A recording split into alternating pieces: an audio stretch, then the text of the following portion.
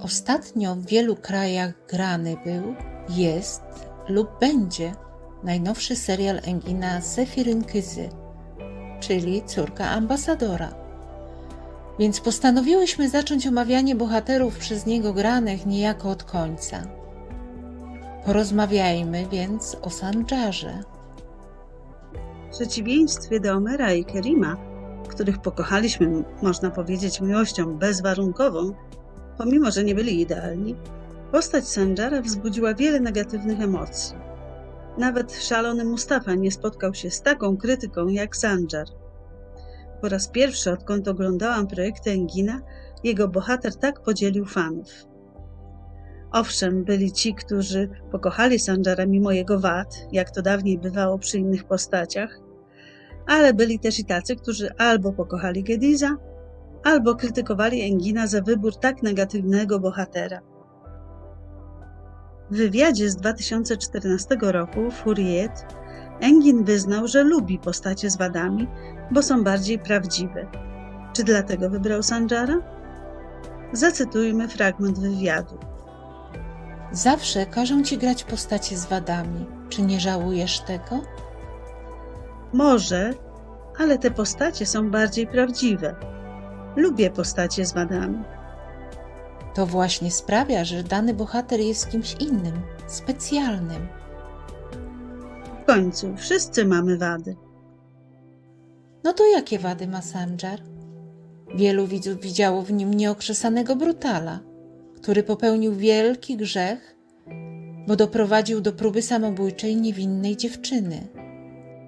Przyznam, że nie jestem do końca przekonana, że jego grzech był większy niż, powiedzmy, Mustafy czy Kerima, choć potraktował Narę strasznie i to zarówno w noc poślubną, jak i po jej ponownym pojawieniu się z córką. Nic dziwnego, że mała Melek na początku powiedziała mu, że żałuje, że jest jej ojcem.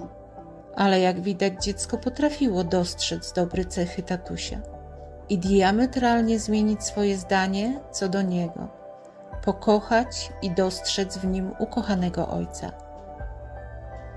Zresztą Sandżar okazał się kochającym ojcem, ale żeby nim być, musiał się wiele nauczyć i niestety popełniał błędy. Gorzej z mamusią, która choć przedstawiła Sandżara córce jako osobę, która potrafi pięknie kochać, sama nie potrafiła kochać go na tyle, by wybaczyć mu to, co się stało w noc poślubną. Nie tylko tej nocy zresztą mu nie wybaczyła. Była gotowa poświęcić za niego życie, ale wybaczyć mu nie potrafiła. Podczas gdy on kaja się przed nią w każdej sekundzie, ona zostaje uparta w swej zawziętości i wpędza ich w wyimaginowane szczęście, pogrążając siebie i jego w jeszcze większy ból i cierpienie. Jako osoba światowa nie potrafiła też zrozumieć świata Sandżara Efe.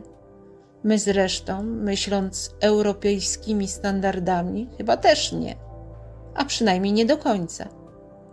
Bo jest to świat, gdzie rządzi mężczyzna, gdzie kobieta powinna siedzieć w domu i rodzić dzieci, gdzie ważny jest honor i tradycja, a załatwianie honorowych spraw może bulwersować. Swoją drogą i sam Sandżar wyznał, że nie do końca odpowiadała mu rola Efe, ale tak został wychowany przez matkę.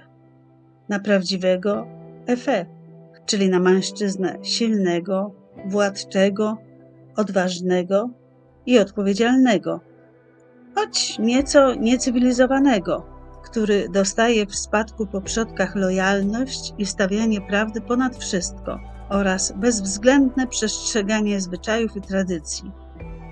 Idzie mu za to zapłacić swoim szczęściem i miłością.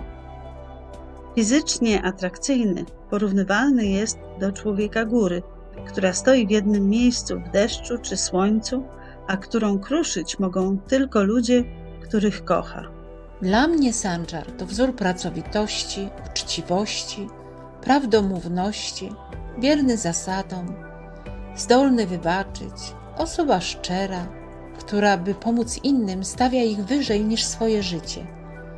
Nie wywyższa się mimo statusu, do jakiego go upoważnia pozycja Efe. Bohater niedoskonały, ale ciekawy i realny.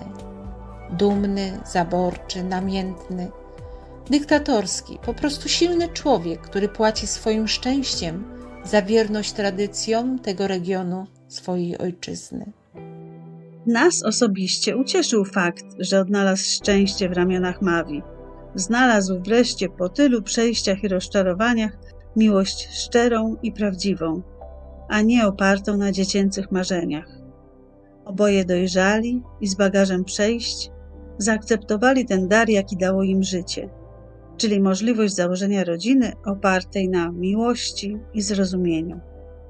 Pokochała go kobieta, która, mimo że wychowywała się w dużym mieście, zaakceptowała go takim, jaki jest, z jego wadami i nawet tradycjami kulturowymi. Uśmiechnęło się do niego szczęście. Z pewnością Sandżar był postacią kontrowersyjną, ale na pewno zapadnie w naszej pamięci. A już na pewno zapadnie w naszej pamięci gra Engina. Wiemy, że każdy ma prawo inaczej osądzać i postrzegać osobę Sandżara, ale co do gry Engina pewnie mamy takie samo zdanie. Nikt inny lepiej by tej postaci nie zagrał. Nie mylę się, prawda? Przynajmniej my, fanki, na pewno tak uważamy.